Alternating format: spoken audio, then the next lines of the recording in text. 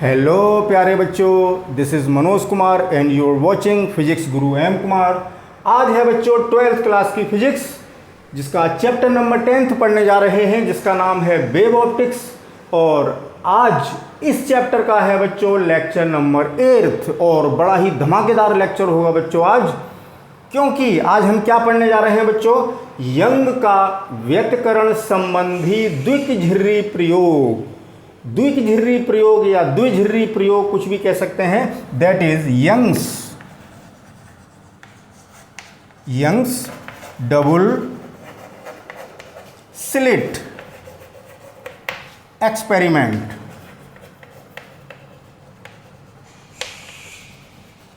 Related with the phenomena of interference. पूरा नहीं लिख रहे, ये जो एक्सपेरिमेंट है वो किससे रिलेटेड है बच्चों, इंटरफेरेंस की घटना से, व्यतिकरण की घटना से रिलेटेड है। तो आपको पता है बच्चों, इस एक्सपेरिमेंट के चक्कर में हम 7 लेक्चर पढ़ चुके, और इतने लेक्चर पढ़ने के बाद यहाँ तक पहुँचे हैं। सब इसी का खेल है। ये एक्सपेरिमेंट नहीं होता तो बच्चों शायद वेव थ्योरी, शायद कह रहा हूँ बच्चों, शुरुआत मिली थी यहाँ से। न्यूटन की कॉर्पस्कुलर थ्योरी जो 100-125 साल तक चलती रही बच्चों, वो इसी प्रयोग के कारण बैकग्राउंड में चली गई थी। और कौन सी थ्योरी फ्रंट पर आ गई थी बच्चों, हैगेन्स वेव थ्योरी। तो ये एक्सपेरिमेंट कब हुआ था बच्चों, 1801 में। किसने किया था, थॉमस यंग ने। यंग का मतलब आप इंग्लिश भी पढ़ते हैं तो यंग ग्रामर मत लगाना यहाँ कि यंग माने जवान। ये साइंटिस्ट का नाम है, भाई वैज्ञानिक है, महान वैज्ञानिक हैं यंग। तो यंग्स डबल स्लिट एक्सपेरिमेंट आज पढ़ने जा रहे हैं बच्चों।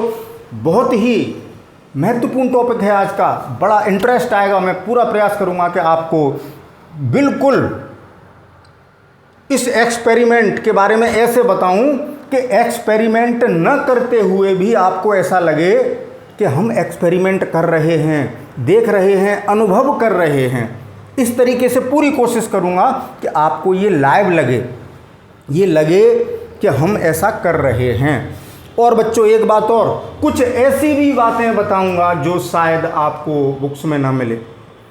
मैं बच्चों में ये नहीं कहना चाह रहा कि फिर मैं कैसे बताऊंगा, भाई मैंने भी किसी बुक में पढ़ी होगी, लेकिन आप लोग बच्चों एक टेक्स्ट बुक ही खरीद पाते हो, और एक जो टीचर होता है वो कई किताबों का एक मिश्रण होता है। किसी भी बात को वो अलग अलग तरीके से प्रस्तुत करता है।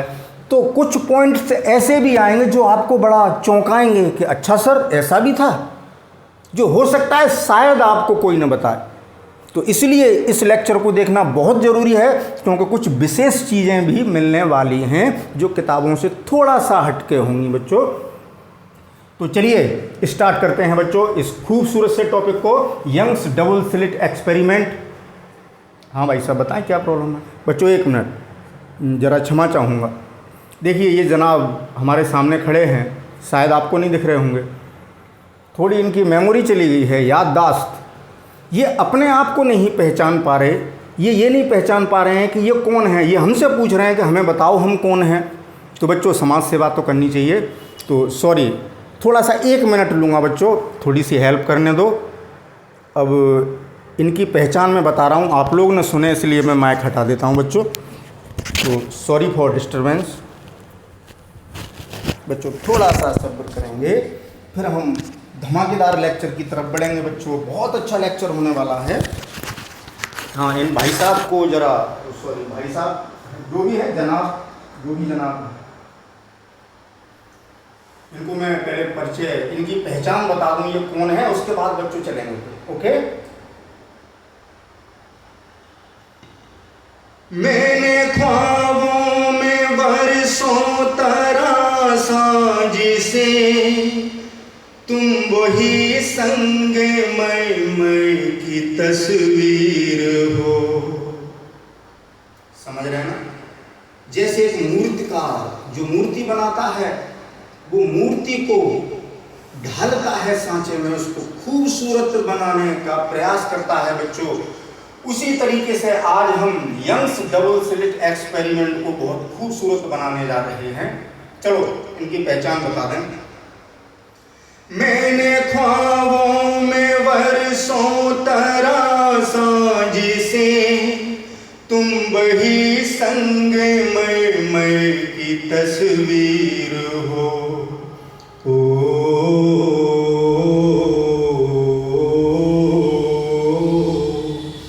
तुम न समझो तुम्हारा मुकद्दर हूँ मैं समझता हूँ तुम मेरी तकदीर हो। तुम अगर मुझको अपना समझने लगो, मैं बहारों की महफिल सजाता रहूं। तुम अगर साथ देने का वादा करो, मैं यूं ही मस्त नगमे लुटाता रहूं।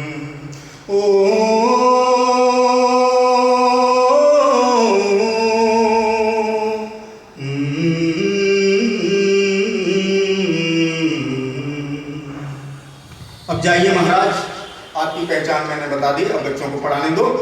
Let's start to teach. Okay, thank you मैं गुना।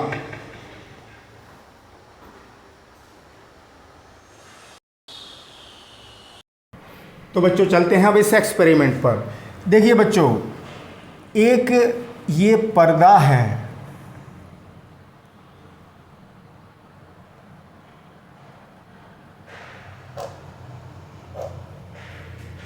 ये पर्दा बच्चों इस बोर्ड के तल के लंबवत रखा हुआ है, ठीक है ना। उसकी साइड देख रहे हैं हम। आप कहेंगे सर ये पर्दा कहाँ है, ये तो हमें एक लाइन दिखाई दे रही है। तो ये पर्दे का बच्चों क्या है, साइड व्यू, ठीक है ना। जैसे अभी बताते हैं आपको, एक सेकंड बच्चों, इतना वैसे आप समझ गए होंगे। जैसे बच्चों इसको पर्दा मान लीजिए, ठीक है। तो ये लंबवत ऐसे रखा हुआ है, थोड़ा हवा से उड़ रहा है, तो आप साइड से देखेंगे तो आपको एक लाइन दिखाई देगी। तो इस चीज़ का बोध करते चलिए बच्चों। देखें बच्चों, इस प्रयोग ने 100-125 साल की न्यूटन की मेहनत को बर्बाद कर दिया था, यानी उनकी थ्योरी फेल हो गई थी। तो आप जल्दबाजी न करें, थोड़ा वीडियो लेंथी हो रहा है तो हो जाने दीजिए, लेकिन इस क्रांतिकारी प्रयोग को समझ तो लीजिए। तो ये पर्दा बच्चों ऐसे न रख के मैंने ऐसे रखा है, इसलिए आपको लाइन दिखाई दे रही है। इसके जस्ट बाद एक और पर्दा है, ठीक है ना। इसके जस्ट बाद एक और पर्दा है, फिर इसके बाद थोड़ी दूरी पर एक और पर्दा है। अब आगे क्या है, इन पर्दों के नाम डाल देते हैं बच्चों। ये जो पर्दे हमने बना दिए, इसका नाम मैं दे देता हूँ P, और ये Q, और ये R, ठीक है बच्चों। इस पर्दे में एक रेखा छिद्र है, ये छेद कर दिया।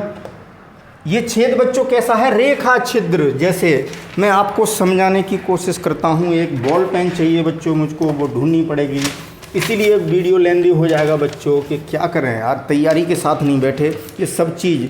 अब होता क्या है बच्चों, कभी दिमाग में कुछ आ जाता है कि अभी ध्यान आ गया कि चलो बच्चों को पर्दा और ये सब बना के भी दिखाते चलें, तो फिर मुझे ढूंढना पड़ा। पहले से तैयारी की होती तो ऐसा नहीं होता। जैसे ये पर्दा है बच्चों, ठीक है ना। तो रेखा छिद्र का मतलब क्या है कि हमने यहाँ एक लाइन के रूप में, आप देखना स्केच होती तो ज़्यादा अच्छा लगता, पता नहीं आपको लाइन दिख रही होगी, यहाँ कट लगा दिया, यानी एक छेद कर दिया। और वो छेद कैसा कर दिया, एक रेखा के रूप में, तो इसे कहेंगे रेखा छिद्र। तो साइड से देखने पर ये रेखा छिद्र ऐसा दिखाई दे रहा है उसका, ठीक है ना।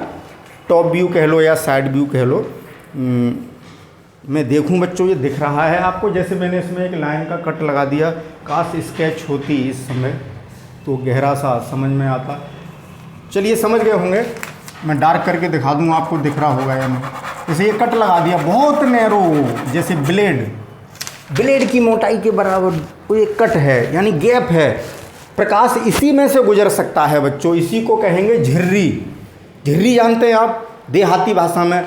कहीं दरार पड़ जाती है, अरे ये झिर्री पड़ गई, दीवार में कहीं दरार पड़ जाए, किसी वस्तु में चटक जाए, तो वहाँ जो गैप हो जाता है, बहुत मामूली सा गैप, उसको झिर्री कह देते हैं। कुछ लोग झिर्री भी कहते हैं, झिर्री पड़ गई।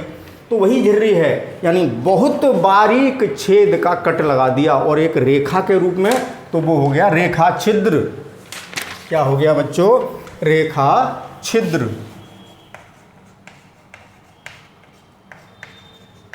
जिसको क्या नाम देते हैं? स्लिट। इंग्लिश में इसको क्या कहते हैं? स्लिट कहते हैं बच्चों। तो एक स्लिट है ये, इसको मैंने नाम दे दिया एस। अब देखें बच्चों, इसके लंबार, सॉरी बच्चों, इसके लंबार्धक, गला ऊपर करके बोल रहे थे तो शब्द सही नहीं निकले बच्चों। लंबार्धक परपेंडिकुलर बाइसेक्टर का ये पॉइंट है, इससे समान दूरी पर दो छेद और कर दिए यहाँ। ऐसे ही अभी जैसा मैंने दिखाया था वैसे ही दो रेखा छिद्र और खींच दिए। तो अब मुझे क्या करना होगा बच्चों? यहाँ से मुझको छेद करना होगा। तो ये दो रेखा छिद्र और बना दिए, S1 और इसको नाम दिया S2। क्लियर? अब हम क्या करेंगे कि कोहेरेंट लाइट यानी कला संबद्ध, पीछे पढ़ चुके हैं आप कि व्यतिकरण के लिए, स्थायी व्यतिकरण के लिए हमें कला संबद्ध प्रकाश प्रयुक्त करना होगा। कोहेरेंट सोर्स होने चाहिए लाइट के, यानी ये दो स्रोत हैं, यहाँ से लाइट निकलेगी बच्चों, तो ये दोनों कला संबद्ध हों, इसलिए इनको एक ही स्रोत से बनाएंगे। कला संबद्ध स्रोत हमेशा एक स्रोत से बनाए जाते हैं बच्चों, बेटर रहता है। तो अब ये तो छेद हैं अभी, जिनको हमने स्लिट नाम दिया है बच्चों। इसके आगे हम ये चाहते हैं कि इस पर एक समतल तरंगाग्र आपतित हो। कैसा बच्चों? समतल तरंगाग्र। ध्यान से समझना बच्चों, एक एक शब्द पर ध्यान देना। वीडियो मुझे पता है आज बहुत लेंदी हो जाएगा, लेकिन पॉज कर करके बच्चों 15 मिनट का देख लिया, फिर आराम कर लिया, फिर 1 घंटे बाद फिर 15 मिनट का देखते जाना, क्योंकि मैं इसको टुकड़े में नहीं बनाऊंगा, मेरा मूड ख़राब हो जाएगा बच्चों। मैं कंटिन्यूस ही बनाऊंगा, चाहे 1 घंटे का बने, चाहे 2 घंटे का बने, चाहे 3 घंटे का बने। घबराइए नहीं। मूवी तो बड़े शौक से देख लेते हो, 3 घंटे की जगह 4 की भी हो तो बड़े शौक से देखोगे, तब आँखें नहीं थकती हैं आपकी।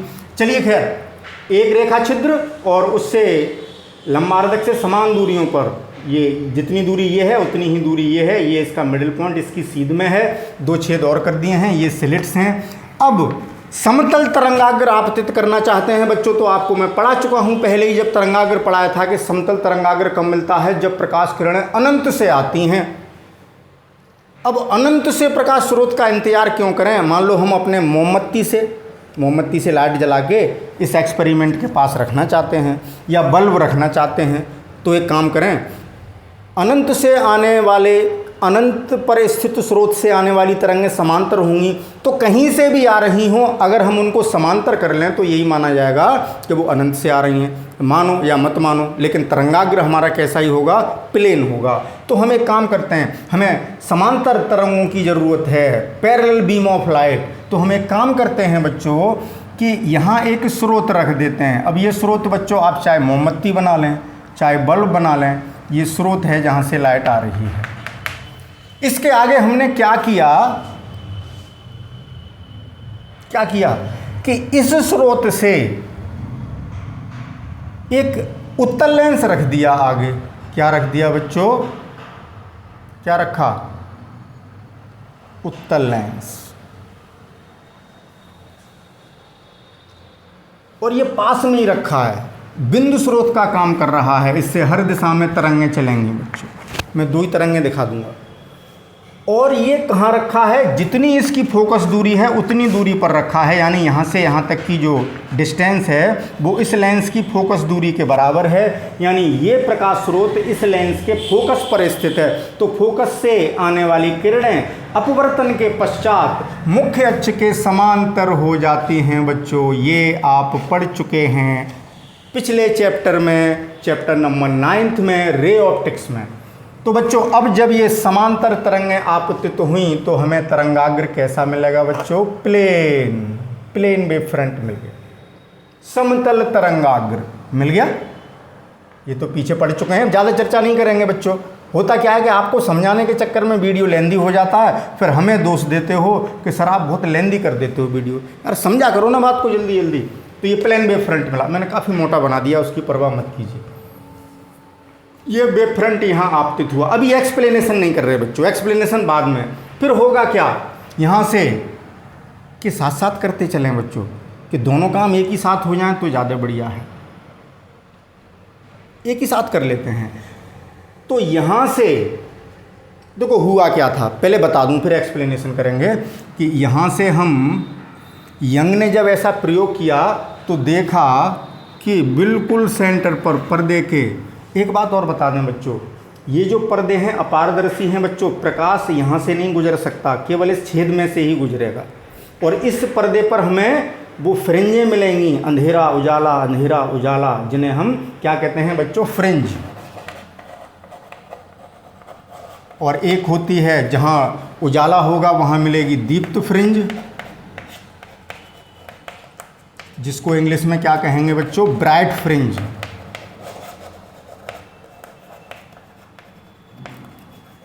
और एक अदीप्त,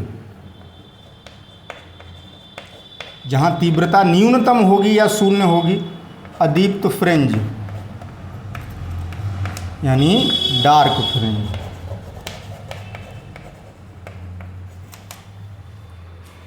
दीप्त फ्रिंज को हम बच्चों बी से लिख देंगे और डार्क फ्रिंज को हम डी से लिख देंगे। पूरी बात नहीं लिखनी पड़ेगी कि दीप्त फ्रिंज के अदीप्त फ्रिंज।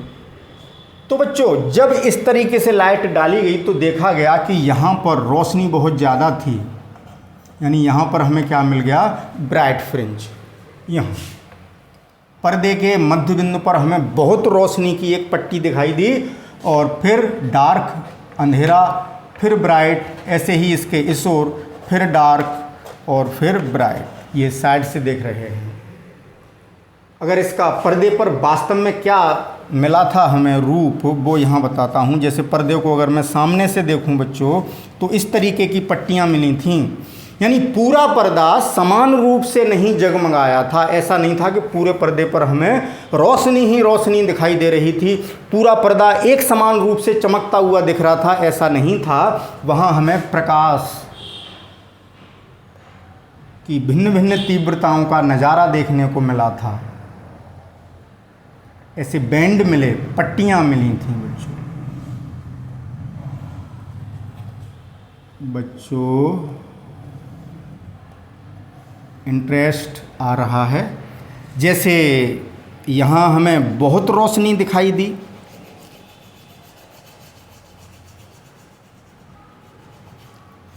सफ़ेद रंग यानी उजाला, यानी बहुत रोशनी, यानी प्रकाश की तीव्रता यहाँ अधिकतम, फिर अंधेरा, फिर उजाला। वीडियो पॉज करके कलर कर दूं बच्चों, समय बचेगा। तो बच्चों इस पर्दे पर आप साइड से देखेंगे तो कुछ ऐसा नज़ारा देखने को मिलेगा। नज़ारा यानी दृश्य, यानी प्रतिरूप, यानी ऐसा चित्र, ऐसी तस्वीर। पर्दा पट्टियों के रूप में विभाजित हो चुका होगा इंटेंसिटी के टर्म्स में। High intensity, low intensity, high intensity, low intensity, brightness, darkness, brightness, darkness, brightness, darkness, brightness, darkness, brightness, darkness. इन्हीं पट्टियों को बच्चों हमने फ्रिंज का नाम दिया है। ये है बच्चों ब्राइट फ्रिंज, जहाँ चमक ज़्यादा है, और जहाँ अंधेरा है, जहाँ तीव्रता कम है, वहाँ डार्क फ्रिंज। ऐसी पट्टियाँ मिल गई, ठीक है। अब बच्चों एक बात बताएं, कॉमन सेंस की बात। देखिए कॉमन सेंस, जब बच्चों आप इस चित्र को बनाएंगे अपनी कॉपी पर, जैसे मैंने बना दिया, आप जब कॉपी पर बनाएंगे, मैंने चॉक से इसको पेंट किया, आप बनाएंगे कॉपी पर तो आप अपनी नीली या काली पेंसिल से पेंट करेंगे इसको, और यहाँ खाली छोड़ेंगे, फिर पेंट करेंगे, फिर खाली करेंगे, फिर पेंट करेंगे, फिर खाली करेंगे, फिर पेंट करेंगे। तो आप जहाँ पेंट करें वहाँ भी मत लिखना। देखें बच्चों कितनी अच्छी बात बता रहा हूँ। आप कहेंगे सर ये भी कोई बात है? अरे बीच बीच में मजाक कर लेते हैं बच्चों, ये जोक ही मान लो इसको। भाई मेरे पास है वाइट चॉक, आपके पास है डार्क बॉल पेन, ब्लैक और ब्लू, और आप मेरे पास डार्क बोर्ड है और आपके पास वाइट पेपर है। जब कॉपी पे बनाएंगे तो उल्टा हो जाएगा बच्चों। जहाँ मैंने खाली छोड़ा है वहाँ आपका सफ़ेद होगा, वो होगी आपके लिए ब्राइट, और जहाँ मैंने चौक चलाया है मैंने उसको ब्राइट लिखा है, और आपके लिए होगी जब कॉपी पर बनाओगे तो डार्क। है ना अच्छी बात? देखो अच्छी बात बता दी बच्चों मैंने। चलिए, तो ऐसा प्रतिरूप मिलेगा, इन्हीं को हम फ्रिंज कहते हैं। यही एक्सपेरिमेंट किया था किसने बच्चों? यंग ने, और इस तरीके से पर्दे पर हमें ऐसा प्रतिरूप मिला था, और इसी प्रयोग की सहायता से उन्होंने उस प्रकाश की वेवलेंथ निकाली थी लैम्ब्डा, और प्रकाश की तरंग प्रकृति की पुष्टि हो गई। तब विश्वास नहीं कर रहा था कोई यंग की बात का कि हम कैसे मान लें कि प्रकाश तरंग के रूप में चलता है। हम तो न्यूटन की बात मानेंगे कि प्रकाश कणिका के रूप में चलता है, कॉर्पस्कल्स के फॉर्म में चलता है। लेकिन इस प्रयोग से जब उन्होंने वेवलेंथ कैलकुलेट की, कॉर्पस्क्यूलर थ्योरी, इस एक्सपेरिमेंट को, इस घटना को, जो ऐसी पट्टियां मिल रही हैं उसको एक्सप्लेन करने में फेल हो गई, तभी हाइगेन्स थ्योरी को सही माना जाने लगा। ठीक है बच्चों? अब जब आप किताबों में पढ़ते हैं तो ऐसा ही पढ़ते हैं। अब मैं अलग हट के एक बात बताने जा रहा हूं बच्चों, कि आप किताब में पढ़ेंगे कि यहाँ से जो प्रकाश प्रयुक्त किया गया था वो कैसा था? एक वर्णी प्रकाश प्रयुक्त करेंगे, यानी एक ही वेवलेंथ होगी, एक ही आवृत्ति होगी, एक ही तरंग दैर्ध्य होगी, एक ही कलर होगा। ठीक है ना बच्चों? तो जो भी कलर होगा उसी कलर का सेंटर पर फ्रिंज मिलेगा चमकीला। जैसे आप लाल प्रकाश यूज़ कर रहे हो तो सेंटर पर लाल प्रकाश की चमक होगी, फिर अंधेरा होगा, फिर लाल प्रकाश, फिर अंधेरा। आप पीला प्रकाश प्रयुक्त कर रहे हो तो यहाँ पर पीली पट्टी, गला सूख रहा है बच्चों, पीली पट्टी मिलेगी, फिर अंधेरा, फिर पीली पट्टी, फिर अंधेरा। आप नीला प्रकाश प्रयुक्त कर रहे हैं तो नीली पट्टी, फिर अंधेरा, फिर नीली पट्टी। एक वर्णी प्रकाश प्रयुक्त करते हैं। लेकिन साधारणतः जो यंग्स एक्सपेरिमेंट जब हम आज के दिनों में करते हैं बच्चों, तो हम जो दृश्य प्रकाश है, देखो ये एक ज़रूरी बात बता रहा हूँ, दृश्य प्रकाश है उसकी औसत तरंग दैर्ध्य जो आती है वो पीले रंग की आती है। तो पीले रंग को माध्य तरंग दैर्ध्य कहते हैं, मीन वेवलेंथ कहते हैं। क्या कहते हैं बच्चों? माध्य तरंग दैर्ध्य, मीन वेवलेंथ। किसको? येलो कलर लाइट, यानी पीला प्रकाश, पीला प्रकाश, और जिसकी तरंग दैर्ध्य बच्चों लगभग 5500 एंगस्ट्रॉम के आसपास होती है। इनकी कोई बच्चों फिक्स सीमा नहीं होती, कहीं 5600 मिल जाए, 5560 मिल जाए, 5400 मिल जाए, यानी 5000 की रेंज में उसकी तरंग दैर्ध्य होगी, पीले प्रकाश की लैम्ब्डा की वैल्यू होगी। ये प्रकाश प्रयुक्त करते हैं जब अब लैब में एक्सपेरिमेंट करेंगे। 12th क्लास में नहीं है बच्चों ये एक्सपेरिमेंट, सॉरी बच्चों, हाँ पहले बोल दूँ, 12th क्लास में एक्सपेरिमेंट नहीं है, लेकिन आप जब हायर एजुकेशन में जाएंगे तो आप इस एक्सपेरिमेंट को करेंगे। तब आप स्रोत में क्या यूज़ करेंगे? सोडियम लैंप, क्योंकि सोडियम लैंप से निकलने वाली जो लाइट है वो एक वर्णी होती है, मोनोक्रोमेटिक होती है और पीले रंग की होती है। वैसे कायदे में बच्चों पीले रंग में भी दो तरंग दैर्ध्य हो जाती हैं, दो लाइनें मिलती हैं, और गहराई से उस स्पेक्ट्रम को देखेंगे तो बच्चों चौक ले लूँ थोड़ा सा, चलो अभी एक टुकड़ा ले लेते हैं। पीले प्रकाश में भी दो तरंग दैर्ध्य होंगी जिनको हम बच्चों D1 और D2, यानी जब उसका स्पेक्ट्रम देखेंगे तो D1 और D2 का नाम दिया जाता है बच्चों उन प्रकाश की दो रेखाओं को, इनकी तरंग दैर्ध्य में अंतर होता है। चलिए, सीमा नहीं है, लेक्चर लेंदी न हो इसलिए छोड़िए। तो कैसा प्रकाश प्रयुक्त करते हैं, कौन सा लैंप यूज़ करेंगे बच्चों? यहाँ आजकल जो एक्सपेरिमेंट में हम यूज़ करते हैं सोडियम लैंप। सोडियम लैंप से निकलने वाला प्रकाश कैसा होता है बच्चों? एक वर्णी, और किस कलर का? येलो। तो है ना, कुछ कुछ चीज़ें मैं ऐसी बताऊंगा बच्चों जो आपको चौंकाएंगी, इसलिए इस लेक्चर को देखना बहुत ज़रूरी है बच्चों। अगर मैं कहता हूँ कि किताबें बहुत कुछ होती हैं, बहुत अच्छी फ्रेंड होती हैं बच्चों, किताबों से हमें बहुत ज्ञान मिलता है, मैं भी किताबों से ही पढ़ा हूँ, लेकिन एक मार्गदर्शक, एक गाइड जिसे हम टीचर का नाम देते हैं, वो भी कुछ होता है, उसे अपनी एक्सपीरियंस होते हैं वो भी अपनी अपनी थ्योरी लगाते रहते हैं। किताब में एक लाइन लिखी है, उस लाइन को एक्सप्लेन करने के लिए कई कई उदाहरण पैदा करते हैं।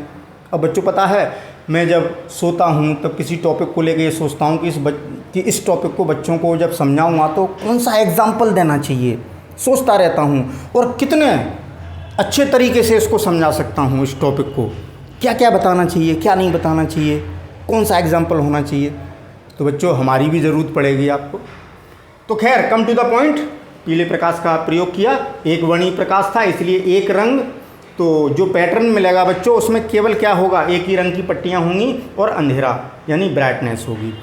जैसे पीली पीली पीली पीली पीली, dark dark dark dark dark, अंधेरा यानी प्रकाश की अनुपस्थिति।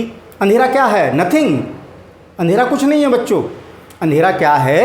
अनुपस्थित, प्रकाश की अनुपस्थिति, एब्सेंट। जैसे आप क्लास में नहीं होते हैं तो एब्सेंट लग जाती है, तो वही अंधेरा है, यानी यहाँ रोशनी नहीं पहुँची, अंधेरा ही रहा।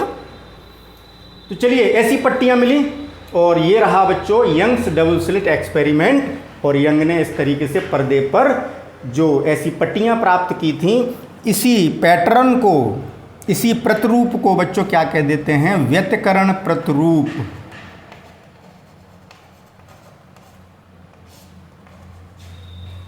व्यतिकरण प्रतिरूप, इंटरफेरेंस पैटर्न, इंटरफेरेंस, मुझे लग रहा है स्क्रीन पर आ रहा होगा बच्चों यहाँ तक। इंटरफेरेंस पैटर्न प्रतिरूप आपको मिल गया पर्दे पर। ये बहुत खूबसूरत सा दृश्य। जब आप हायर एजुकेशन में जाएंगे, ग्रेजुएट होंगे, ग्रेजुएशन करेंगे, बीएससी वगैरह या किसी टेक्निकल लाइन में जाएंगे, जब इस एक्सपेरिमेंट को करेंगे तो आपको हमारी याद आएगी कि ये सर ने हमें पढ़ाया था। देखो, अब बच्चों मैं माफ़ी चाहूँगा कि काश मैं आपको दिखा भी सकता। चलिए, हायर एजुकेशन वाले टीचर आपको दिखाएंगे, डोंट वरी। आप एहसास करिए, अभी सिर्फ उसका बोध कर लीजिए कि ऐसा होता है, बड़ा सुंदर दृश्य होता है।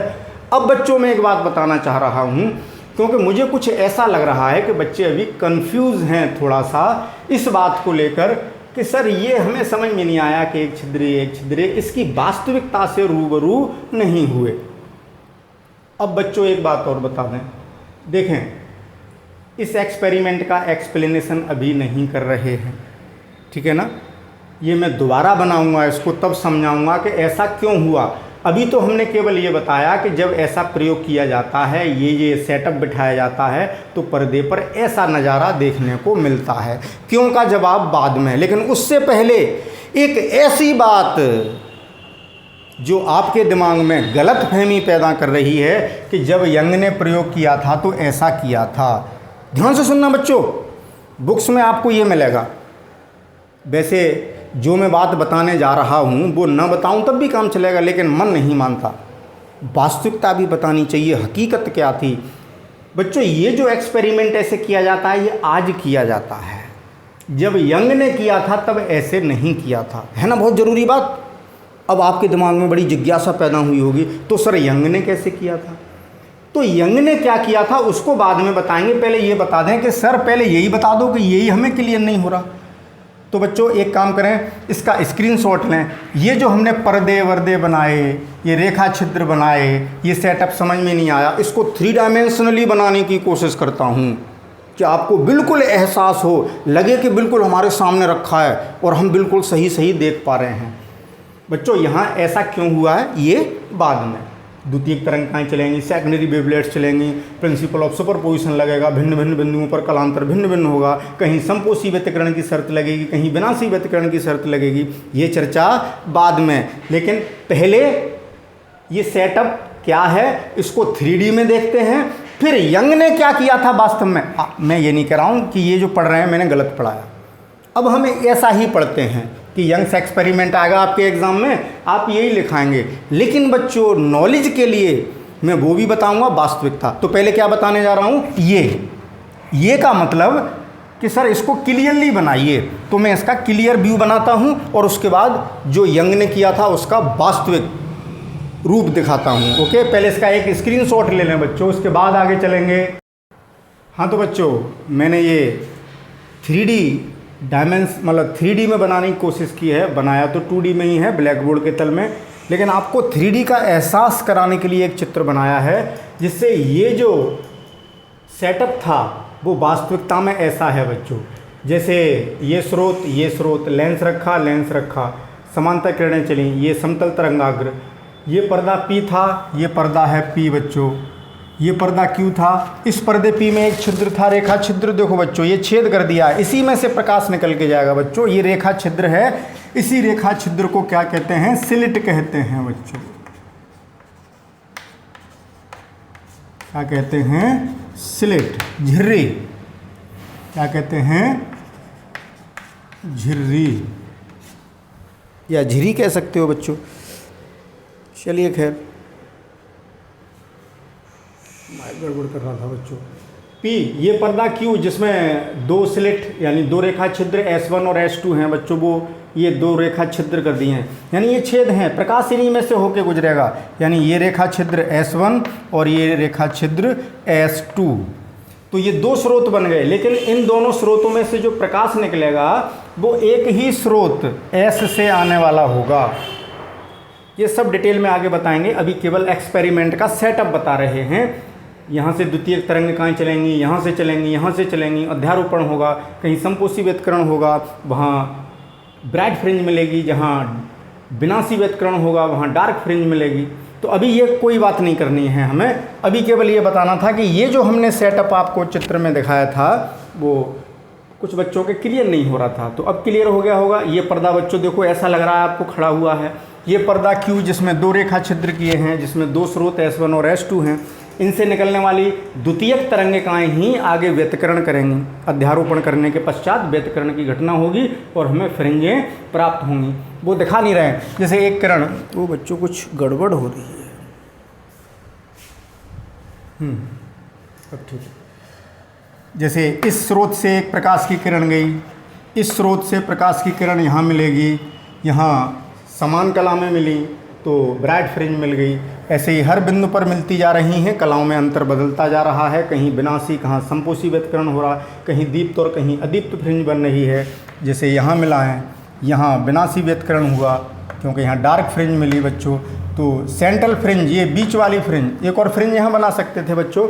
चित्र की थोड़ी डायमेंशन ऐसी हो गई कि ये सेंटर पर आ रही है, देखिए इस लाइन की सीध में ये सेंट्रल लाइन है, ये सेंट्रल लाइन जा रही है, सेंट्रल लाइन दिखाने की कोशिश कर रहा हूँ, यहाँ आ रही है।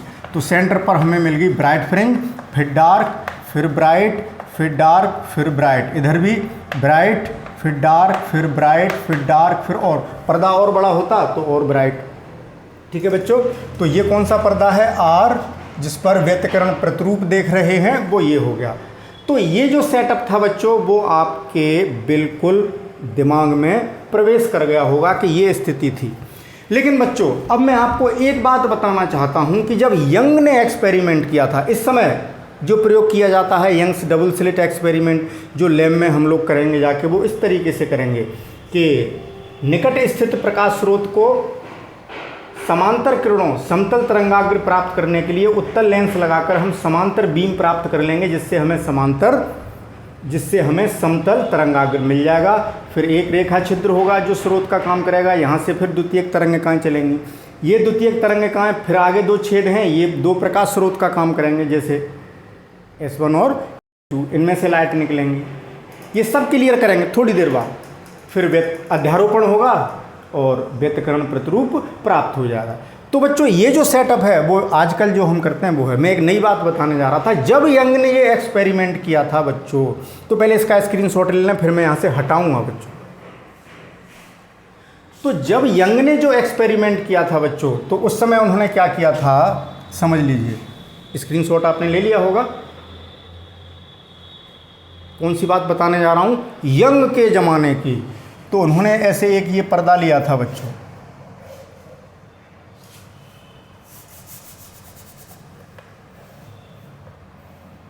फिर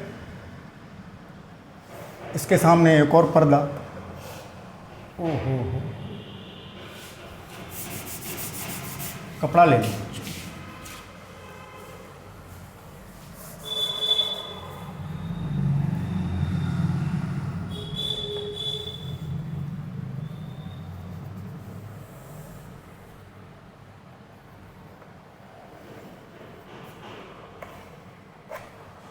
फिर ये वाला पर्दा जिस पर फ्रिंज मिलेंगे बच्चों। तो एक बात बताना चाहूँगा बच्चों, उन्होंने जो पर्दा लिया था उसमें रेखा छिद्र नहीं किया था, उन्होंने किया था पिन होल। ध्यान से सुनना बच्चों, वैसे ये बात मैं न भी बताऊं तो आपके लिए कोई समस्या वाली बात नहीं है, लेकिन बच्चों जानकारी होनी चाहिए। पिन होल का मतलब उन्होंने एक बारीक सर्कुलर छिद्र किया था, जैसे पिन की नोक जैसा। आलपिन देखिए आपने, तो छिद्र किया था। हमें बहुत कम साइज का छिद्र करना है, वो चाहे वृत्त के रूप में हो चाहे रेखा के रूप में हो। तो उन्होंने ऐसे छेद किए थे, ये रेखा छिद्र की बजाय उन्होंने यहाँ जैसे एक छेद को मैंने डार्क कर दिया बच्चों, जैसे बहुत छोटा छेद, ऐसे बहुत सूक्ष्म है, ये बहुत नैरो संकीर्ण है। और फिर इसके सीध से बराबर दूरियों पर 2 छेद किए थे, ये S1 और ये S2 और ये S। फिर वही घटना मिली थी और यहाँ पर हमें व्यतकरण प्रतिरूप ऐसा मिल गया था इस पर्दे पर। अंतर कितना था बच्चों कि यहाँ उन्होंने क्या किया था, पिन होल, ठीक है ना, रेखा छिद्र न करके उन्होंने बच्चों कैसे छेद किए थे, पिन होल, जैसे आल पिन से हम किसी कागज़ में छेद कर दें। और ये क्या है कि ब्लेड से खड़ा खड़ा काट के एक सीधी रेखा में छेद कर दें। और एक बात और, जैसे उन्होंने निकट का प्रकाश स्रोत यूज नहीं किया था, हमें क्या चाहिए, समांतर तरंगाग्र। तो उन्होंने क्या किया था बच्चों, सूर्य कहाँ है बच्चों, हमसे अनंत दूरी पर है, बहुत अधिक दूरी पर है, उसी को हम अनंत मान लेते हैं। तो उन्होंने सूर्य से आने वाली लाइट का प्रयोग किया था, सन। और सन से जो लाइट आती है बच्चों वो कैसी होती है, वाइट लाइट, श्वेत प्रकाश। और जब अनंत से आ रही है, सूर्य बहुत दूर है, तो किरणें अपने आप ही कैसी आएंगी बच्चों, समांतर। और तरंगाग्र कैसा होगा, समतल। अब यहाँ हमने कैसा लाइट यूज़ की थी बच्चों, कैसी लाइट यूज़ की थी, मोनोक्रोमेटिक। कौन सी, येलो वाली, अभी बता चुका हूँ, याद होगी, मोनोक्रोमेटिक कोई सी लाइट यूज़ कर सकते हैं वैसे, लेकिन प्रैक्टिकली जब हम प्रैक्टिकल करते हैं तो सोडियम लैंप को ज़्यादा प्रीफर करते हैं, येलो लाइट को ज़्यादा प्रीफरेंस देते हैं, मोनोक्रोमेटिक लाइट। और यहाँ वाइट लाइट यूज़ की थी, सूर्य से आने वाला प्रकाश। अब इस वाइट लाइट में बच्चों 7 कलर होते हैं, BIBGYOR, बिबग्योर, 7 कलर हैं। कौन कौन से बताएं भाई, बैंगनी, जामुनी, नीला, हरा, पीला, नारंगी, लाल, 7 रंगों से मिलकर बना है। तो बच्चों डिटेल बाद में बताएंगे। यहाँ पर पट्टियाँ कैसी मिलेंगी, जो आजकल हम प्रयोग करते हैं उसमें पट्टियाँ एक ही कलर की मिलती हैं, जो ब्राइट होती हैं। जैसे पीले कलर की लाइट यूज़ कर रहे हैं तो पीली पट्टियाँ मिलेंगी और अंधेरा मिलेगा। यहाँ पर बच्चों क्या मिला था, रंगीन पट्टियाँ मिली थी। यहाँ जो फ्रिंज मिली थी वो कैसी थी, कलर्ड फ्रिंज मिली थी। और कलर फ्रिंज बच्चों व्यतकरण प्रतिरूप दिख गया था। फिर मॉडिफिकेशन किए गए, एक्सपेरिमेंट नए नए किए गए, क्या क्या किए गए वो बात हम बताएंगे। तो कलर्ड फ्रिंज मिली, बैंगनी, लाल, नीली, हरी। और सेंटर पर जो सेंट्रल फ्रिंज थी, बीचों बीच, पर्दे के बीचों बीच में, यानी इस सीध में जो फ्रिंज मिली थी बच्चों वो वाइट थी। वो कैसी थी, वाइट, श्वेत, ये वाइट थी बच्चों। क्योंकि यहाँ पर ये समान दूरियों पर हैं बच्चों, ये स्रोत इस बिंदु से, तो कलांतर शून्य है। तो चाहे कोई सी रंग की लाइट हो, सबकी समझ, जैसे पीली कलर की लाइट निकली, यहाँ से पीली कलर की लाइट निकली और यहाँ मिल गई, कलांतर शून्य रहा। यहाँ क्या हो गया बच्चों, संपोषी व्यतकरण, रोशनी हो गई, तीव्रता ज़्यादा हो गई। ऐसी लाल की निकली, सेंटर पर वो भी मिल गई, नीली की निकली, सेंटर पर वो भी मिल गई। तो 7 रंग सेंटर पर जाकर के मिल गए, क्योंकि कलांतर 7 रंग के लिए 0 था सेंटर पर।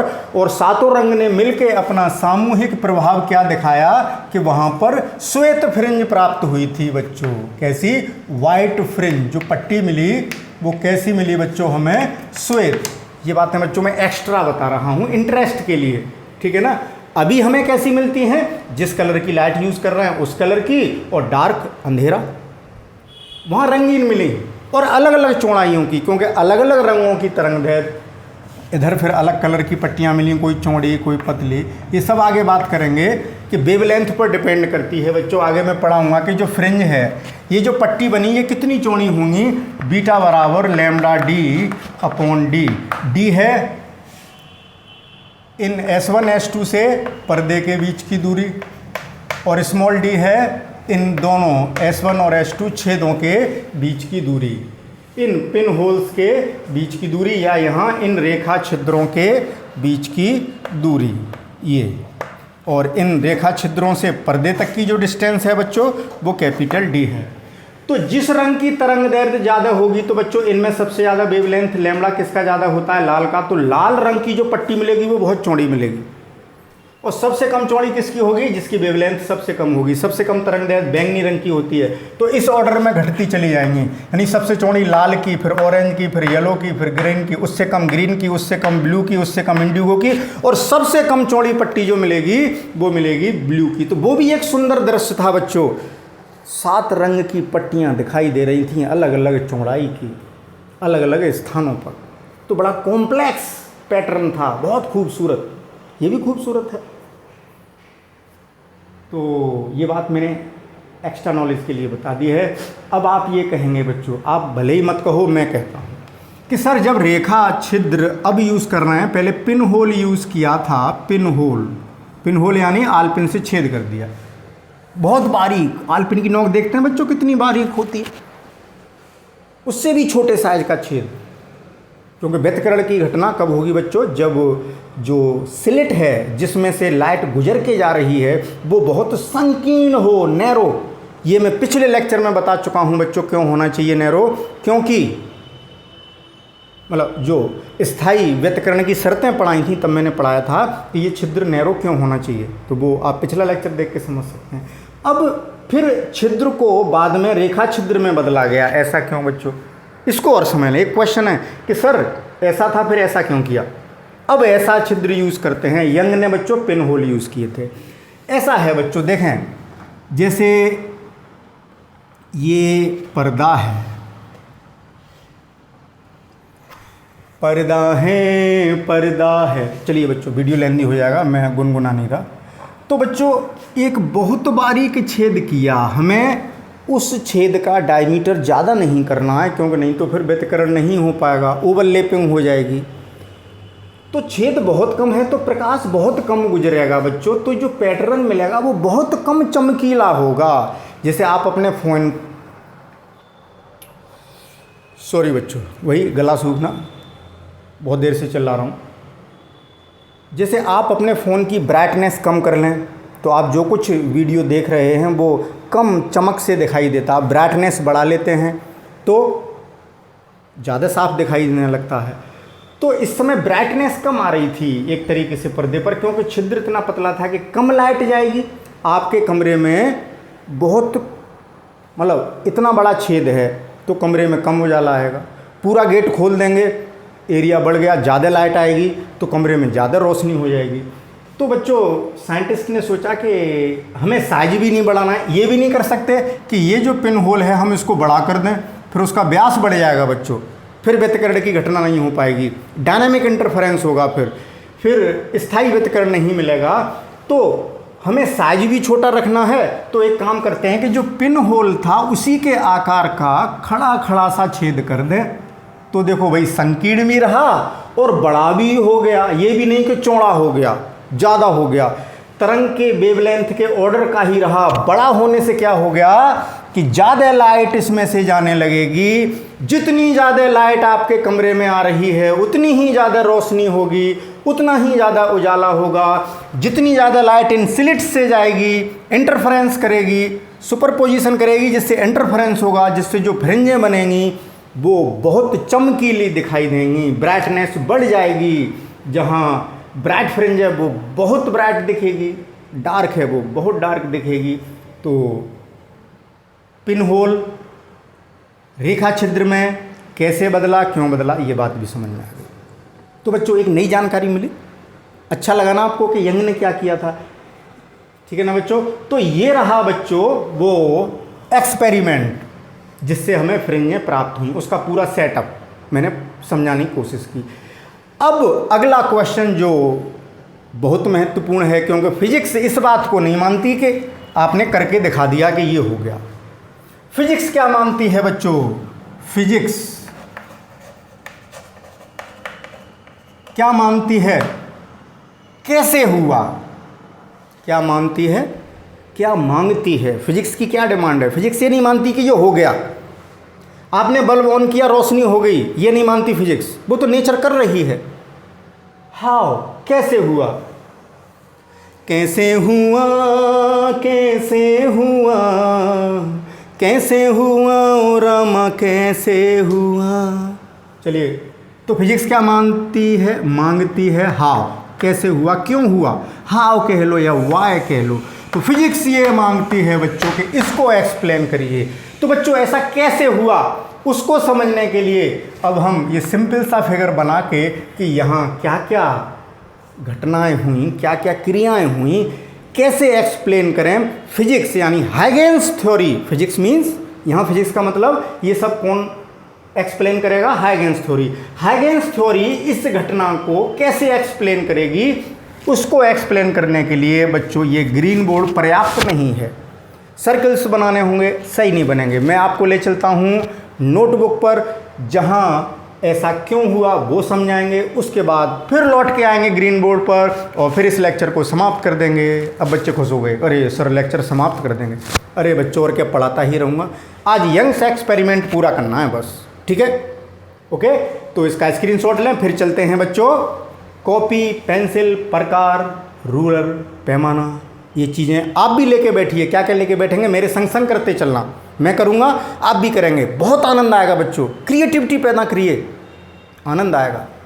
कहाँ लेटे रहते हो, सोते रहते हो, टीवी देखते रहते हो, फ़ोन देखते रहते हो, यूट्यूब देखते रहते हो। यूट्यूब पर केवल हमारा फिजिक्स का चैनल देखिए, नहीं खैर बच्चों, संगीत भी सुनिए, म्यूजिक भी देखिए, लेकिन स्पेयर टाइम में जब थकान महसूस होने लगे तब।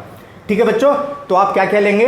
एक कॉपी दैट इज़ नोटबुक, और एक पेंसिल, स्केच, बॉल पेन, पैमाना, प्रकार एटसेट्रा, यानी पूरी ज्योमेट्री बॉक्स ले आइए बच्चों, कब किसकी ज़रूरत पड़ जाए। ठीक है, इसको लेके बैठिए, चलते हैं नोटबुक पर और ये सीखते हैं कि ऐसा क्यों हुआ। Okay, take a screenshot. हाँ तो बच्चों, अब हम नोटबुक पर आ चुके हैं, तो आप लोग भी ज्योमेट्री बॉक्स और नोटबुक लेके बैठे होंगे बच्चों। तो देखें बच्चों, ये पहला पर्दा है जिसको मैं नाम दे रहा हूँ P, जैसा आपने ग्रीन बोर्ड पर देखा था, और ये जो स्क्रीन है ये है Q, और ये पर्दा जहाँ व्यतिकरण प्रतिरूप प्राप्त करेंगे वो है R। देखें बच्चों, इसमें एक रेखा छिद्र है, ये रेखा छिद्र एक स्रोत का कार्य करेगा S। इसके आगे दूसरे पर्दे में दो छिद्र हैं जो कि नए तरंग स्रोतों का कार्य करेंगे। थोड़ी देर में पता लग जाएगा आपको कैसे करेंगे। इसको S1 और इसको S2 नाम दे देते हैं बच्चों। क्लियर? इस रेखा छिद्र के लंबार्धक से बराबर दूरियों पर हैं बच्चों ये, यानी परपेंडिकुलर बाइसेक्टर्स पर दोनों छेद हैं। यानी इन दोनों रेखा छिद्रों की, यानी S से S1 की दूरी और S से बच्चों S2 की दूरी इक्वल हैं, बराबर हैं। ठीक है ना? तो ये परपेंडिकुलर बाइसेक्टर हुआ, लंबार्धक। तो अब चलते हैं बच्चों, यहाँ क्या होता है देखिए। मान लीजिए इस पर एक समांतर प्रकाश किरण पुंज आपतित होता है इस रेखा छिद्र पर। ठीक है, जैसे दिस, दो ही लाइन बनाएंगे, ज़्यादा नहीं, दो किरण बनाएंगे, लाइन नहीं। दो किरण हमने ड्रॉ कर दी बच्चों यहाँ पर। तो ये किसको प्रदर्शित कर रही हैं? समांतर किरणों को। तो एक तरीके से हम कह सकते हैं बच्चों, यहाँ पर क्या आपतित हुआ? एक समतल तरंगाग्र। समतल तरंगाग्र का टॉप व्यू देख रहे हैं बच्चों, या साइड व्यू कह लो, तो हमें वो एक रेखा के रूप में दिखाई देगा बच्चों। जैसे ये एक समतल तरंगाग्र, ये समतल तरंगाग्र का बच्चों अभी बताऊंगा मैं थोड़ी देर बाद। जैसे मैंने एक को डॉटेड लाइन से बना रहा हूँ,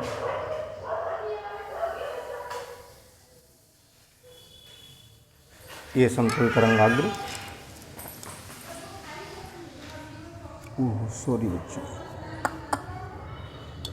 सॉरी बच्चों, ये क्या, चलिए मिस्टेक हो गई थोड़ी सी, उसे होने दीजिए, कोई प्रॉब्लम नहीं है। अब चलते हैं बच्चों, क्या होगा यहाँ से देखें।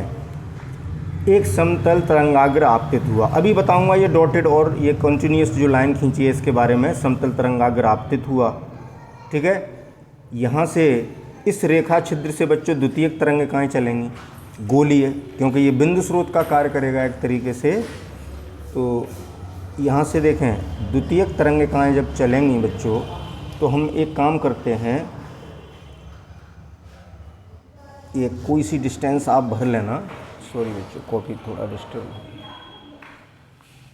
जैसे हमने ये डिस्टेंस ले ली इसमें, ठीक है बच्चों, प्रकार चेंज करते हैं।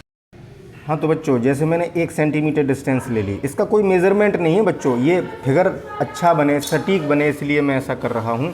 अब यहाँ सेंटर मान करके, आपको पता है बच्चों जो द्वितीयक तरंगिकाएँ चलती हैं यहाँ से गोलीय होंगी, तो इस तरीके से एक तरंगिका चली, ये आप हाइगेंस प्रिंसिपल में सीख चुके हैं, ठीक है बच्चों। अब मैं 2 सेंटीमीटर ले लेता हूँ, तो 2 सेंटीमीटर बच्चों, ये ज़रूरी नहीं है कि हम इतनी डिस्टेंस लेंगे, इसका कोई कारण है, ऐसा नहीं है बच्चों। अब देखें, अब मैं यहाँ पर एक डॉट करता हुआ एक तरंगाग्र खींच रहा हूँ, ठीक है बच्चों। अब 3 सेंटीमीटर डिस्टेंस ले लूँगा बच्चों मैं, और इसके बाद फिर मैं खींचता हूँ एक कंटिन्यूस गोलीय तरंगाग्र, इस तरीके से खींचते चलते हैं, और एक और खींच लेते हैं बच्चों, इस तरीके से बढ़ते जा रहे हैं, डॉट डॉट डॉट डॉट,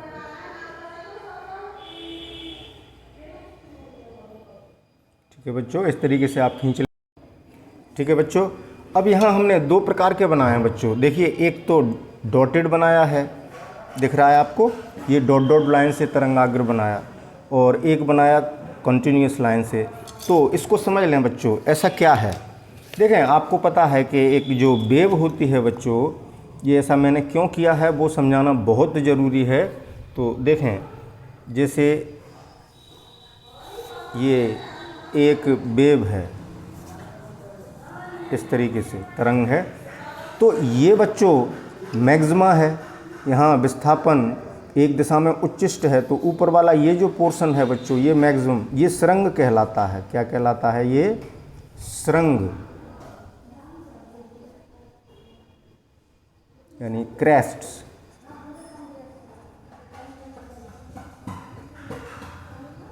तो क्रेस्ट लिखना चाहिए था, तो बहुवचन बना दिया बच्चों मैंने। ये सरंग है, ठीक है ना, जितने भी ऐसे होंगे ऐसे ऊपर भी होगा।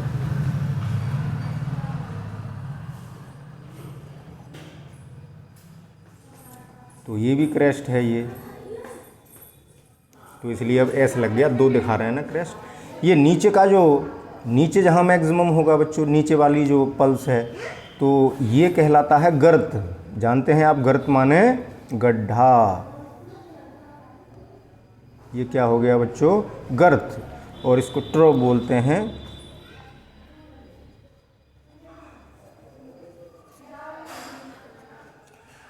तो बच्चों इस सरंग को दिखाने के लिए हमने लिया था, ये जो सरंग था इसको दिखाने के लिए जो हमने तरंगाग्र लिया था वो कैसा लिया है? कंटिन्यूस, ठीक है।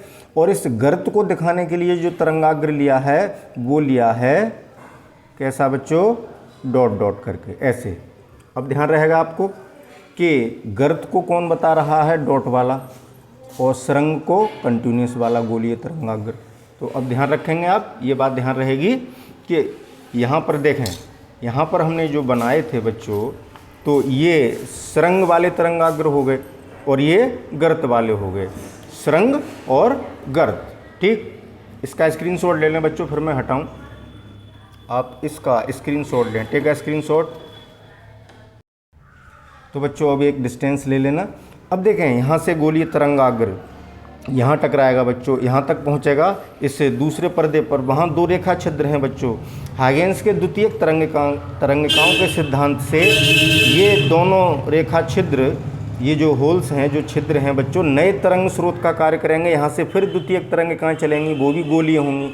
तो इन दोनों से गोलीय तरंगिकाएँ बच्चों हम खींचेंगे। इसी तरीके से पहले सरंग वाली, फिर गर्त वाली। सरंग वाली कंटिन्यूस और डॉट डॉट से खींचेंगे वो गर्त वाली होगी। ठीक है बच्चों। तो इक्वल डिस्टेंस ले लेके हम बढ़ाते जाएंगे। जैसे 1 सेंटीमीटर ले ली, फिर 2 सेंट, जैसे मान लीजिए मैंने ये 1.5 ले लिया, तो मैंने 1.5 का एक ये तरंगाग्र खींच दिया बच्चों। ऐसे ही एक यहाँ खींच देता हूँ। ध्यान रखना है इस बात को, करते चलें बच्चों साथ साथ। एक यहाँ खींच दिया, गोलीय तरंगाग्र। ठीक है बच्चों, ये किसको रिप्रेजेंट कर रहा है? सरंग को। अब 1-1 सेंटीमीटर बढ़ाते जाइए बच्चों, जिससे इक्वल साइज के आएंगे तो फिगर में सटीकता आएगी। जो कॉन्सेप्ट बताने जा रहे हैं वो क्लियर हो जाएगा बच्चों। ठीक है ना, बात समझ रहे हैं आप? आप जितनी भी डिस्टेंस लें उसमें इक्वल बढ़ाते जाना, इसका कोई पैमाना नहीं है बच्चों। फिर आप ये सोचेंगे सर ऐसा क्यों किया। ठीक है ना, कोई सी डिस्टेंस ले सकते हैं आप। मैंने ये ले ली, इक्वल डिस्टेंस से बढ़ाता जाऊंगा। अब एक कौन सा बनाऊंगा बच्चों? डॉट डॉट वाला।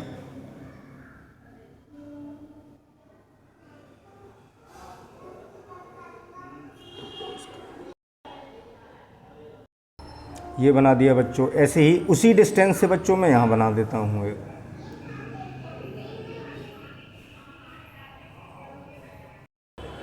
एक ये बना दिया बच्चों। 2 हो गए। ठीक है ना, क्लियर हो रही है बात। अब फिर डिस्टेंस बढ़ा लेंगे। अब बच्चों मैंने थोड़ी डिस्टेंस और बढ़ा ली है। अब मैं यहाँ पर खींचता हूँ। अब ऊपर ज़रूरी नहीं है, ऊपर तक ये ज़रूरी नहीं है ऊपर तक ले जाएं। आपको ये गोलीय तरंगाग्र का कुछ पोर्शन ही तो खींचना है बच्चों। अब कौन सा खींचेंगे बताइए? कॉन्टीन्यूअस, सतत। ये खींच दिया बच्चों एक मैंने, देखें। ठीक है, एक यहाँ से खींच देता हूँ।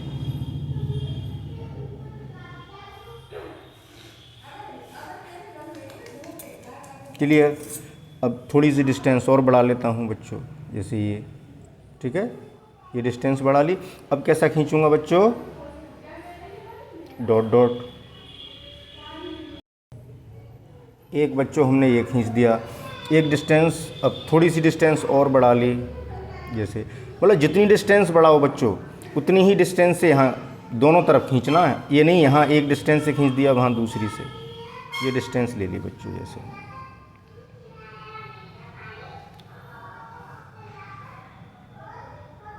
अब कॉन्टीन्यूस, ये खींच दिया। क्लियर। ऐसे ही यहाँ से खींच देते हैं।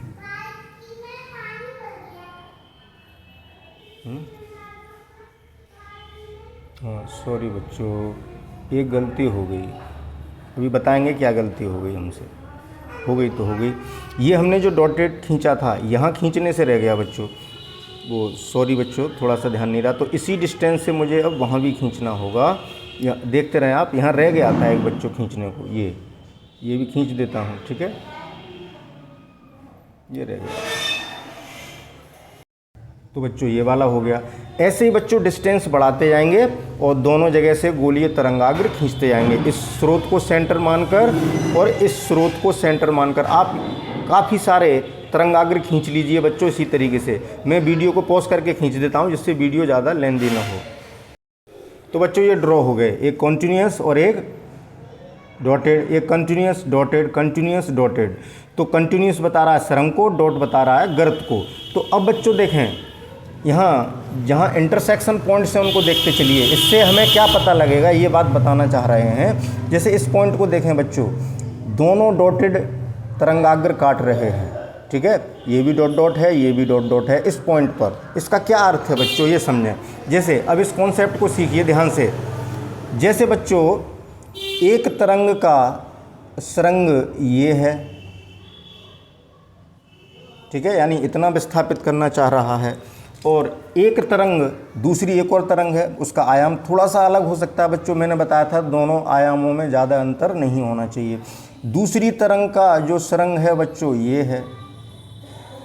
तो यहाँ परिणामी विस्थापन क्या होगा बच्चों, दोनों के योग के बराबर होगा।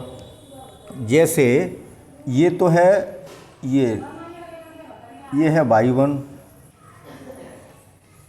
और ये मैक्सिमम है बच्चों ये, तो इसे हम a1 मान लेते हैं। ये है a1 और ये है a2, ये और ये वाला आयाम था बच्चों a1। तो एक ही कला में होने के कारण दोनों एक ही कला में हो गए, यानी जब दोनों के गर्त मिल रहे हैं तो सॉरी बच्चों, सॉरी हम इनकी बात कर रहे हैं, ये गर्त हैं बच्चों, ये जो पॉइंट हैं। चलो इस पॉइंट की बात कर रहा हूँ मैं। देखें ये जो लाइन है कंटिन्यूअस और ये लाइन है कंटिन्यूअस बच्चों, ये दोनों सरंग हो गए। तो सरंग होता है ऊपर का, जैसे अभी बताया था मैंने कि ये कोई वेव हो तो ये सरंग है, क्या है बच्चों, सरंग, और ये है गर्त। तो इस पॉइंट पर बच्चों दोनों सरंग मिल रहे हैं, इस पॉइंट को देखिए। तो एक तरंग का सरंग ए जिसका आयाम a1 है और दूसरी तरंग का सरंग ए जिसका आयाम a2 है। तो यहाँ प्रिंसिपल ऑफ सुपरपोजिशन से बच्चों y बराबर y1 प्लस y2, यहाँ आयाम a1 यहाँ आयाम a2, विस्थापन a1 महत्तम विस्थापन है ये। तो यहाँ परिणामी जो आयाम होगा वो मैक्सिमम होगा, a मैक्सिमम होगा a1 प्लस a2। तो यहाँ पर बच्चों तीव्रता भी मैक्सिमम होगी, I मैक्सिमम बराबर k into a1 plus a2 का होल स्क्वायर। तो यहाँ कैसा व्यतिकरण हुआ बच्चों, समपोषी। तो यहाँ कैसी फ्रिंज मिलेगी बच्चों, यहाँ तीव्रता ज़्यादा होगी, समपोषी व्यतिकरण। समझ गए आप, कैसा व्यतिकरण हुआ, समपोषी। इस कंडीशन में क्लियर हो गई होगी बात। एक ही कला में होने के कारण आयाम जुड़ गए, तीव्रता अधिकतम हो गई, यानी वहाँ पर रोशनी बहुत ज़्यादा होगी बच्चों, ठीक है ना। तो रोशनी जब ज़्यादा होगी बच्चों तो एक काम करते हैं, यानी इस पॉइंट पर रोशनी बहुत ज़्यादा है, तो रोशनी दिखाने के लिए मैं इसको बच्चों एक ऐसा सर्कल खींचता हूँ शो करने के लिए, ब्लैंक खाली गोला खींच दिया, ये इसको डार्क नहीं किया बच्चों, ठीक है। ऐसे ही यहाँ दो गर्त मिलेंगी बच्चों, इसका क्या मतलब है, यहाँ दो, इस पॉइंट को देखिए, दो गर्त मिल रही हैं। जैसे एक की गर्त ये है जिसका आयाम a1, ये आयाम a1, और दूसरे की गर्त ये है, एक की a1 और एक का a2 है आयाम, ये क्लियर हो रही होगी बात। तो यहाँ भी दोनों एक ही कला में होने के कारण एक ऐसा होगा बच्चों मैक्सिमम, यही कंडीशन, बराबर a1 प्लस a2। तो I भी मैक्सिमम होगा, वो कितना होगा, k नियतांक है, a1 प्लस a2 का होल स्क्वायर। यहाँ भी कैसा व्यतिकरण हुआ, समपोषी, समपोषी व्यतिकरण। और कैसी पट्टी मिलेगी बच्चों, जो फ्रिंज मिलेगी वो कैसी होगी, ब्राइट, दीप्त फ्रिंज, ब्राइट फ्रिंज होगी बच्चों, जिसको क्या कहते हैं, दीप्त फ्रिंज। जो पट्टी मिली बच्चों चमकीली मिलेगी, तीव्रता ज़्यादा होगी, दीप्त फ्रिंज होंगी। पैटर्न में दिखाया था आपको, जहाँ रोशनी ज़्यादा होती है। तो इसका स्क्रीनशॉट ले लें बच्चों, ये समझ गए होंगे। ये डिस्टेंस a1 आयाम और ये डिस्टेंस a2 दूसरी वाली तरंग का, ठीक है बच्चों। अब ये दोनों आयाम बराबर भी हो सकते थे, हमने बताया था आपको कि स्थायी व्यतिकरण प्राप्त करने के लिए दोनों आयामों में ज़्यादा अंतर नहीं होना चाहिए, और बिल्कुल बराबर हो जाए तो बहुत अच्छा होगा, क्योंकि अभी हम बताएंगे विनाशी व्यतिकरण, तब क्लियर होगी वो बात। इसका स्क्रीनशॉट ले लें बच्चों, ये काम आएगा आपके, फिर हम इसको हटा रहे हैं। अब देखें जो दूसरी बात हम बताना चाह रहे हैं कि अभी आपने देखा, तो जहाँ पर सेम मिल रहे होंगे हर जगह आप बच्चों ऐसा सर्कल बना दें। तो देखें यहाँ भी समपोषी व्यतिकरण हुआ, आप समझ गए, यहाँ भी समपोषी व्यतिकरण हुआ, यहाँ भी दोनों सरंग मिल रहे हैं यानी समान कलाम मिल रहे हैं, यहाँ भी समपोषी व्यतिकरण हुआ, यहाँ भी समपोषी व्यतिकरण हुआ, यानी इन बिंदुओं पर तीव्रता बहुत ज़्यादा है बच्चों। तो यहाँ पर तीव्रता पर्दे पर बहुत चमक रहा होगा, पर्दा इतने हिस्से में वहाँ क्या बन गया होगा, ब्राइट फ्रिंज, दीप्त पट्टी मिलेगी, दीप्त फ्रिंज मिलेगी। तो सेंट्रल फ्रिंज ब्राइट होगी बच्चों। क्लियर हुई बात। अब देखते हैं इन बिंदुओं को। जैसे ये यहाँ पर क्या हो रहा है बच्चों, एक तो कंटिन्यूस वेव फ्रंट मिल रहा है और एक तरंगाग्र कैसा है, डॉट डॉट वाला, यानी एक सरंग मिल रहा है और एक गर्त। तो इसको भी समझ लें बच्चों, इस कॉन्सेप्ट को भी बताते हैं आपको। एक सरंग और जो गर्त मिल रहा है वो सिचुएशन भी आप देख लीजिए। ठीक है बच्चों। तो इसका क्या अर्थ है कि जैसे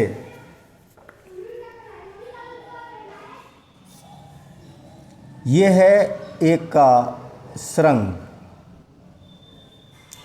और एक मिल रहा है गर्त। ये मान लीजिए है A1 और ये है इसका आयाम, यानी ये A1 और ये A2। तो यहाँ विपरीत कलाओं में हो गए बच्चों। तो अध्यारोपण के सिद्धांत में यहाँ क्या लगाएंगे, y1 माइनस y2, यानी जो आयाम होगा घटेगा तो मिनिमम रह जाएगा, न्यूनतम, वो A1 माइनस A2 या A2 माइनस A1 जो बड़ा हो बच्चों, A1 माइनस A2 या डिफरेंस A2 माइनस A1 या A1 माइनस A2 जो भी लिख सकते हैं। तो तीव्रता भी न्यूनतम हुई बच्चों।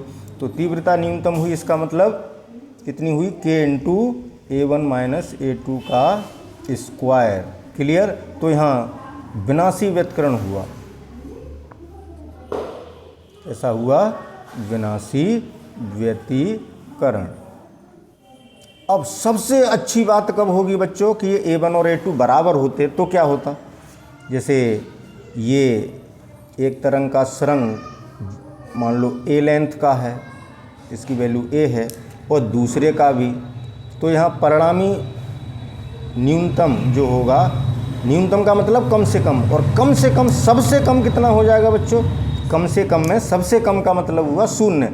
तो y बराबर यहाँ y1 माइनस y2 करेंगे तो परिणामी आयाम जो है न्यूनतम, वो कम में भी सबसे कम वैल्यू रह जाएगी a माइनस a बराबर 0। और यहाँ तीव्रता बिल्कुल 0 होगी बच्चों, बिल्कुल डार्क होगा, यानी जो अदीप्त फ्रिंज है वो बहुत गहरी होगी, तो कंट्रास्ट अच्छा होगा बच्चों। तो I मिनिमम कितना हो गया, 0। तो यहाँ विनाशी व्यतिकरण, ठीक है, ये विनाशी व्यतिकरण ही हुआ। तो यहाँ अंधेरा होगा बच्चों पर्दे पर, इस सीध में जहाँ जहाँ सरंग और गर्त मिल रहे होंगे उनकी सीध में पर्दे पर कोई रोशनी नहीं पहुँचेगी, और वहाँ क्या मिलेगा बच्चों, डार्क फ्रिंज। क्या मिलेगा, डार्क फ्रिंज, यानी अदीप्त फ्रिंज, अदीप्त फ्रिंज मिलेगी बच्चों।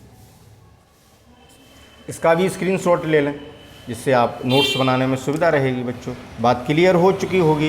तो जहाँ जहाँ सरंग और गर्त मिल रहे हैं वहाँ क्या होगा बच्चों, देखें, यानी यहाँ अंधेरा होगा। अंधेरा होने का मतलब मैं इसको कर देता हूँ बच्चों डार्क सर्किल।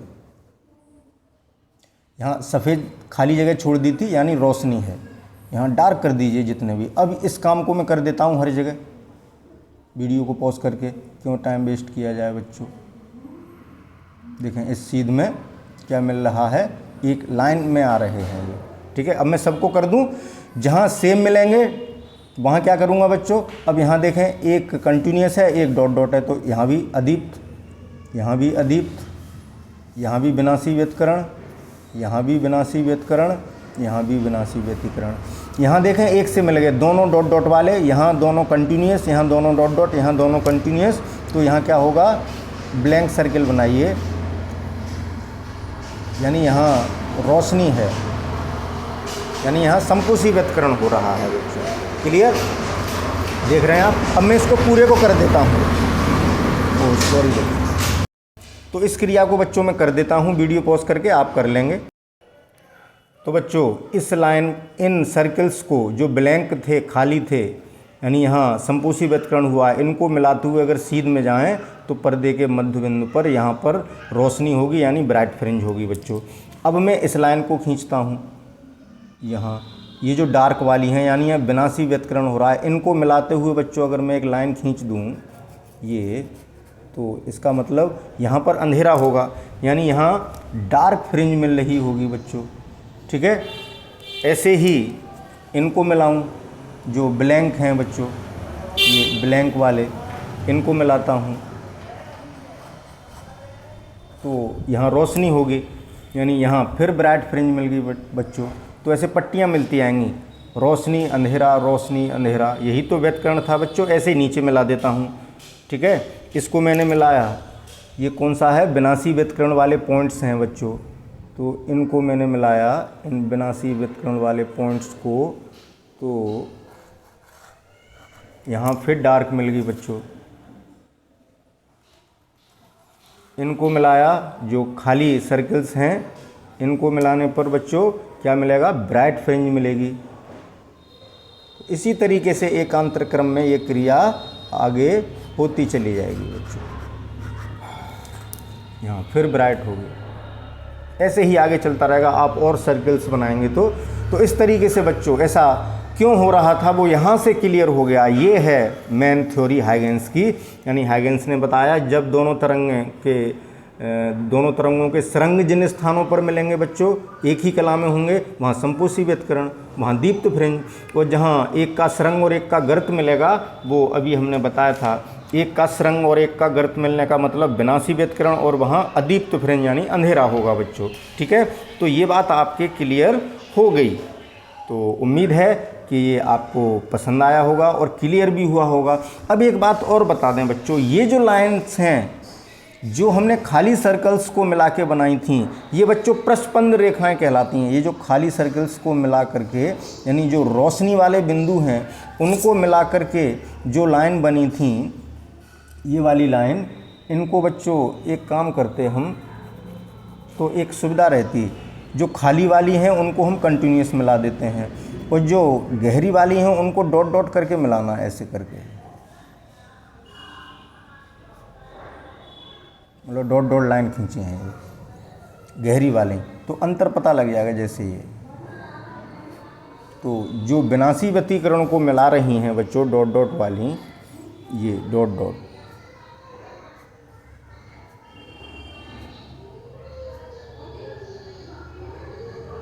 तो यहाँ लिख देता हूँ मैं, इसलिए मैंने अंतर कर दिया दोनों में। संपोषी व्यतिकरण वाली कंटिन्यूस लाइन खींचिए, विनाशी वाली डॉट डॉट खींचिए, ठीक है ना। तो जो डॉट डॉट लाइन है बच्चों, ये जो हमने लाइंस खींची हैं, ये कहलाती हैं प्रस्पंद रेखाएं। क्या कहलाती हैं बच्चों, यहाँ लिख दें, इसका स्क्रीनशॉट तो ले ही चुके हैं। ये कौन सी रेखा है, प्रस्पंद रेखाएं। कौन सी रेखाएं कहलाएंगी बच्चों, प्रस्पंद रेखाएं। इनको इंग्लिश में कहेंगे anti nodal lines, anti nodal lines. और जो हमने कंटिन्यूस बनाई थी, जो संपोषी व्यतिकरण को मिलाने वाली रेखाएं थीं, वो कहलाएंगी बच्चों, क्या कहलाएंगी, निस्पंद रेखाएं। निस्पंद, निस्पंद क्यों कहा है, निस्पंद को इंग्लिश में कहते हैं नोड, यानी गांठ। निस्पंद, निस्पंद का अर्थ ये हुआ बच्चों, यहाँ तीव्रता शून्य हो गई, परिणामी आयाम शून्य हो गया, यानी यहाँ का कण में कोई विस्थापन नहीं होगा। यहाँ जो कण होगा न ऊपर जाएगा न नीचे जाएगा, या न्यूनतम विस्थापन होगा ऐसी स्थिति में। तो निस्पंद रेखाएं हैं, दैट इज नोडल लाइंस। कौन सी बच्चों, नोडल लाइंस।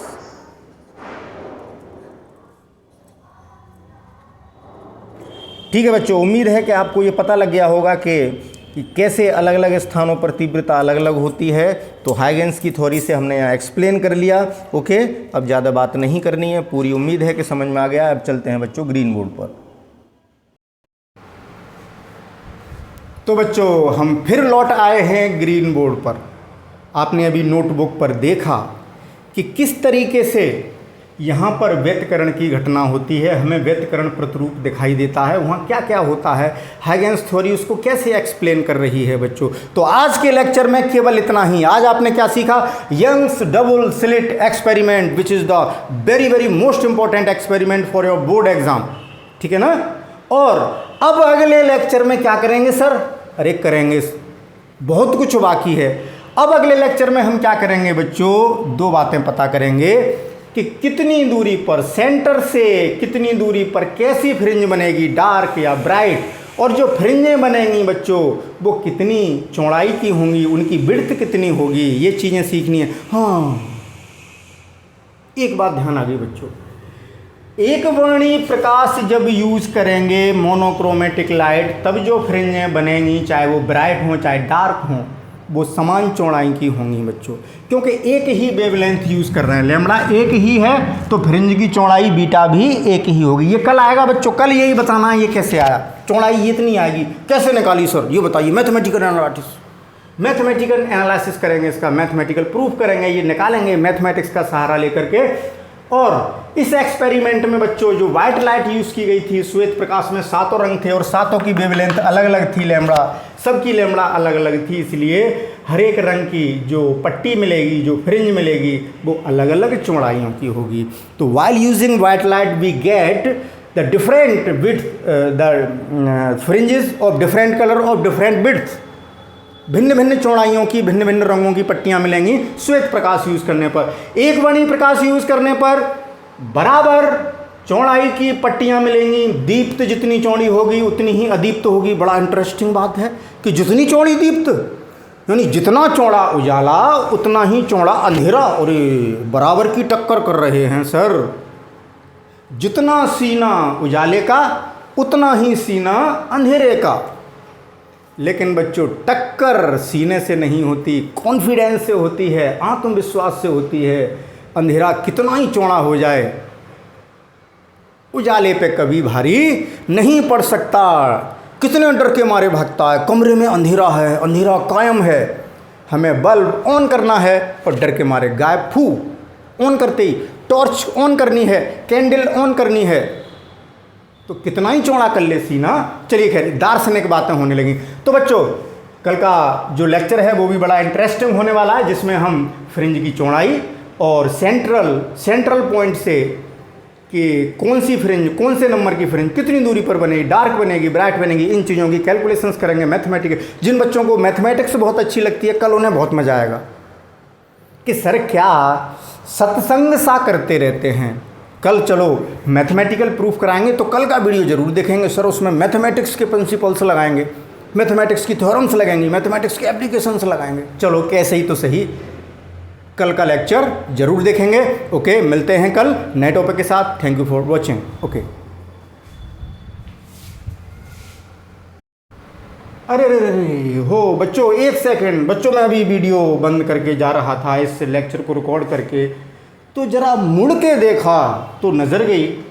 ओ, फिर आप भी कहेंगे कि सर आपको मोनोक्रोमेटिक की स्पेलिंग नहीं आती। बच्चों क्या हो जाता है ये, मैं इतना खो जाता हूँ पढ़ाते पढ़ाते। मुझे याद है बच्चों मोनोक्रोमेटिक, वो तो ठीक है, मैं जा रहा था नज़र पड़ गई। बच्चों मोनोक्रोमेटिक में मोहो लग गया बच्चों, ऐसा क्यों हुआ पता नहीं। आगे का सोच रहा था कि अब एच आएगा, एडवांस सोचने लगता हूँ। आज सोमवार है, बुधवार की सोचने लगूँ। मोनो है बच्चों ये, MON, ठीक है ना। ये भी ठीक रहा कि मेरी नज़र पड़ गई, नहीं तो आप हमारी इंसल्ट ही कर देते। बच्चों ऐसी गलतियाँ हमारी थोड़ा अवॉइड करना सीखिए। चलिए वीडियो में मैं दोबारा आ गया, उसके लिए सॉरी। ठीक है बच्चों, तो अब जाते हैं हम, आप परेशान न होइए। जाते हो जाने जाना, आखिरी सलाम लेते जाना। जाते हो जाने जाना, आखिरी सलाम लेते जाना। Okay, thank you for watching.